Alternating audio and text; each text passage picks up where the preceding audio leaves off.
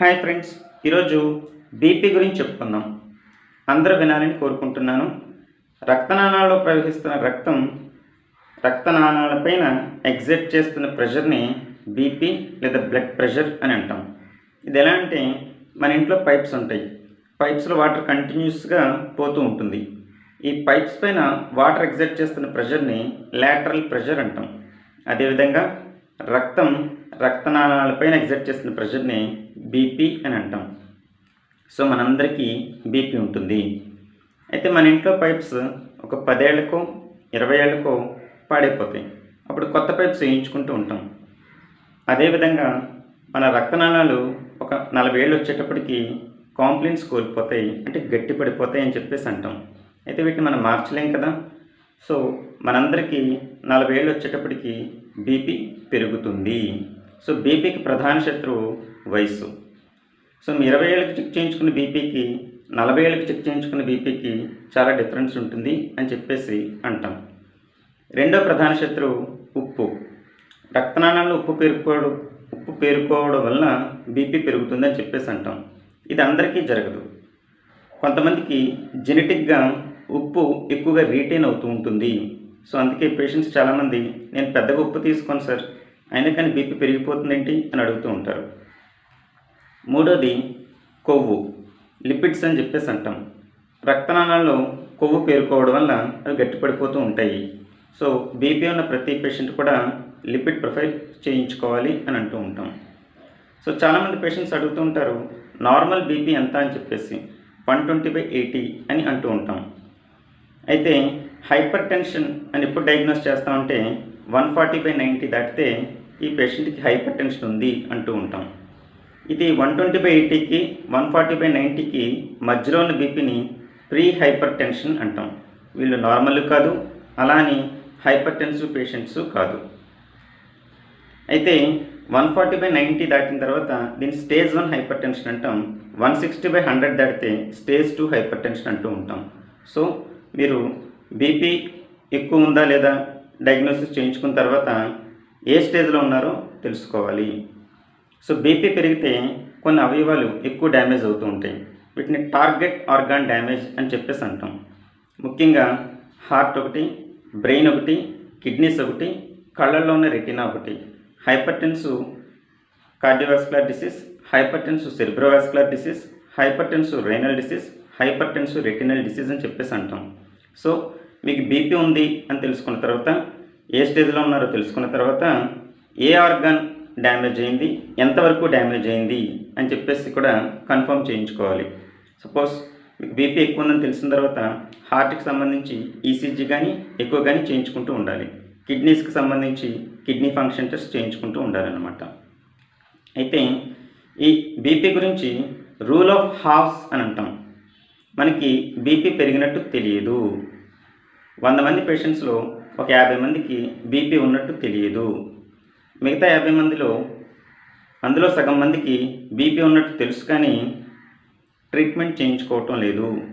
మళ్ళీ ట్రీట్మెంట్ చేయించుకుంటున్న వాళ్ళు సగం మందికి బీపీ కంట్రోల్లో లేదు అని చెప్పేసి అంటూ ఉంటాం. అంటే 100 మంది పేషెంట్స్లో ఒక 10 మందికి మాత్రమే బీపీ కంట్రోల్లో ఉంది. అయితే బీపీ చెక్ చేయించుకునేటప్పుడు మీరు ఏమేమి తెలుసుకోవాలి అనే విషయంపైన కూడా ఫోకస్ చేద్దాం.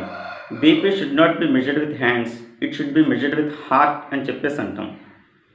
బీపీ చెక్ చేసేటప్పుడు చెక్ చేసే ఆయన చేతులతో కాకుండా గుండెతో మెజర్ చేయాలి అని అంటూ ఉంటాం. అంటే అంత క్లీన్గా బీపీ చూడాలి.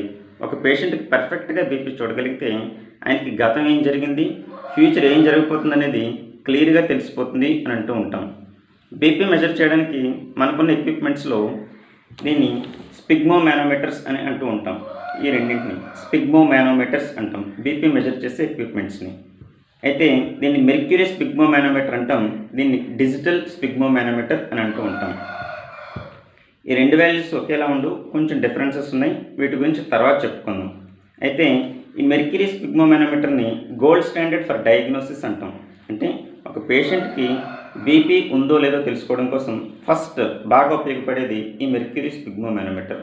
ఒకసారి బీపీ ఉందని కన్ఫర్మ్ అయిన తర్వాత పేషెంట్స్కి ఈ డిజిటల్ కొనుక్కోమని చెప్పేసి అంటూ ఉంటాం. ఈ డిజిటల్తో బెనిఫిట్స్ ఏంటంటే పొద్దున్న రాత్రి ఏ పూటైనా సరే బీపీ చూసుకోవచ్చు. ఎందుకంటే పేషెంట్స్కి రోజంతా బీపీ ఒకేలా ఉండదు. కొంతమందికి పొద్దున పూట ఎక్కువ ఉంటుంది, కొంతమందికి రాత్రిపూట ఎక్కువ ఉంటుంది. సో పొద్దున పూట ఎక్కువ ఉన్న వాళ్ళని ఐసోలేటెడ్ డే టైమ్ హైపర్ టెన్సివ్స్ అంటాం. రాత్రిపూట ఎక్కువ ఉన్న వాళ్ళని ఐసోలేటెడ్ నైట్ టైమ్ హైపర్ టెన్సివ్స్ అని అంటూ ఉంటాం. అయితే కొంతమంది పేషెంట్స్కి ఈ పై వాల్యూని సిస్టోలిక్ బ్లడ్ ప్రెషర్ అంటాం, కింద వాల్యూని డయాస్టోలిక్ బ్లడ్ ప్రెషర్ అంటాం.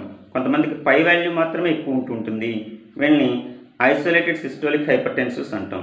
కొంతమందికి కింద వాల్యూ ఎక్కువ ఉంటుంది, వీళ్ళని ఐసోలేటెడ్ డయాస్టోలిక్ హైపర్ టెన్సివ్స్ అంటాం. అయితే కొంతమంది పేషెంట్స్కి డాక్టర్ గారి దగ్గర బీపీ చూపించుకునేటప్పుడు ఎక్కువైపోతూ ఉంటుంది. వాళ్ళకి మామూలుగా బీపీ నార్మల్గానే ఉంటుంది, డాక్టర్ గారి దగ్గరికి వచ్చేటప్పటికి బీపీ ఎక్కువైపోతుంది, ఏదైనా ఉంటుందేమో అని చెప్తారని.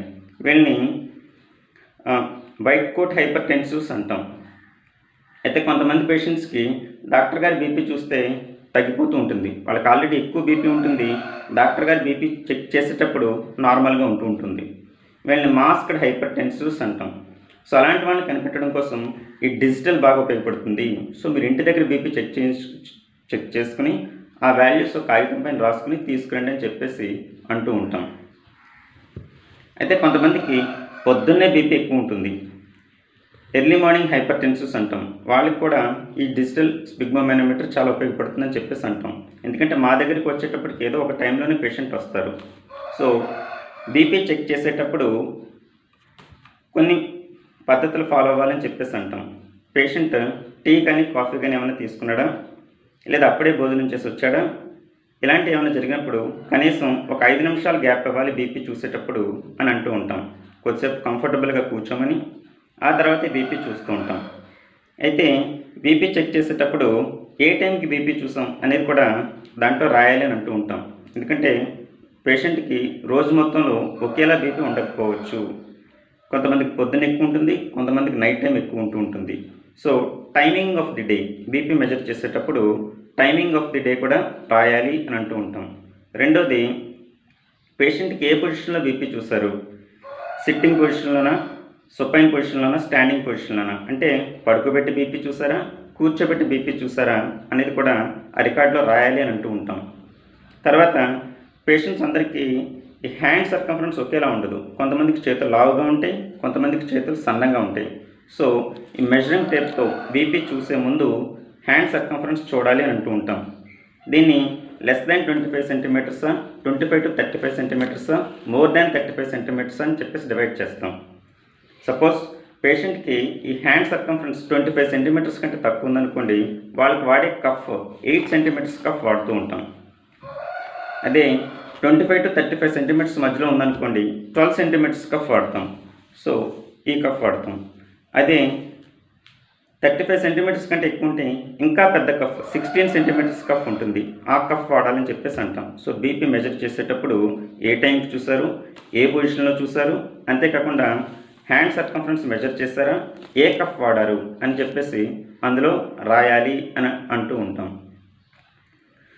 సో మీరు బీపీ చెక్ చేయించుకునేటప్పుడు మీకు ఎవరు మెజర్ చేస్తారు, సిస్టర్ మెజర్ చేశారా లేదా డాక్టర్ మెజర్ చేశారా చూసుకోవాలి. మీరు డాక్టర్ గారిని బీపీ చూడమని చెప్పాలి. అంతేకాకుండా ఇలాంటివన్నీ చూసారా, ఏ టైంకి చూసారో అందరూ డాక్టర్ గారు రాస్తారా లేదా మీరు గుర్తుపెట్టుకోవాలి. అంతేకాకుండా పర్ఫెక్ట్గా బీపీ చూసేటప్పుడు మాత్రం ఈ హ్యాండ్ సర్కంఫరెన్స్ ఇవన్నీ చూసుకోవాలి అని చెప్పేసి అంటూ ఉంటాం. అయితే బీపీ ఉన్నట్టు పేషెంట్స్కి తెలియదు, బీపీ పెరిగినట్టు చాలాసార్లు ఏ సిమ్టము తెలియకపోవచ్చు. ఒక్కొక్కసారి తలనొప్పిలా ఉంటుంది, లేదా అప్పుడప్పుడు కళ్ళు తిరుగుతున్నట్టు, కళ్ళు లాగుతున్నట్టు అనిపించవచ్చు. సో అలాంటి సిమ్టమ్స్ ఏమైనా ఉన్నప్పుడు మీ బీపీ చెక్ చేయించుకుని దానికి తగ్గట్టుగా ట్రీట్మెంట్ పెట్టుకోవాలని కోరుకుంటున్నాం. ఓకేనా ఫ్రెండ్స్, బై.